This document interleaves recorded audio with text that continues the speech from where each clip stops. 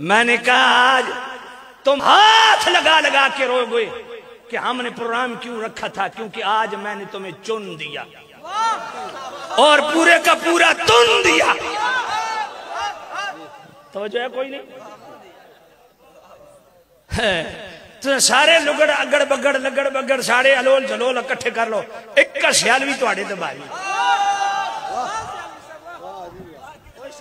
اے امام جلالی دی جوتیاں چاہن والے تو آڑے واسطے بارے گل کرو، توجہ کرو۔ سبحان اللہ۔ میں نے کوئی ایک حوالہ بھی یہ نہیں کہا کہ امام جلالی یہ فرماتے ہیں، میں نے ایک حوالہ نہیں پیش کیا کہ امام المجاہدین یہ فرماتے ہیں، امیر اہل سنت یہ فرماتے ہیں۔ میں نے کہا اعلیٰ حضرت فرماتے ہیں، مجدد پاک فرماتے ہیں۔ اب یہ کمینے حضرت کو سمجھ آئے گی نہیں نا؟ سمجھ ہی کوئی نہیں ہے۔ اللہ اب روحانیت کے لیے بھی چن لیا، کیسے؟ فیصلہ مولا علی سے۔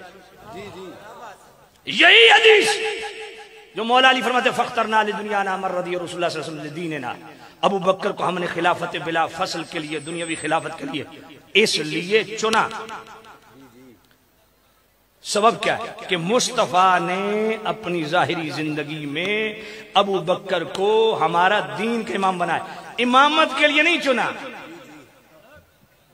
سنو سنو سنو، امامت کے لیے تو مصطفیٰ نے مروا ابا بکر فلیصلی بالناس پہلے سے چن دیا نا، پہلے سے چن لیا خود مصطفیٰ نے، مصطفیٰ نے پہلے سے چنا ہے، خود مصلی پہ کھڑا کیا ہے۔ مولا علی فرماتے ہیں دین کے لیے فاخترنا لدنیانا من رضی رسول اللہ صلی اللہ علیہ وسلم لدیننا، کیا ہے؟ لدیننا۔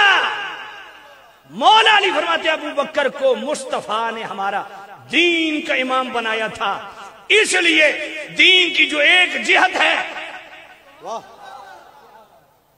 اس خلافت کے لیے ہم نے ابو بکر کو چنا۔ اب میرا سوال یہ ہے، کینیڈا کے شیخ سے لے کے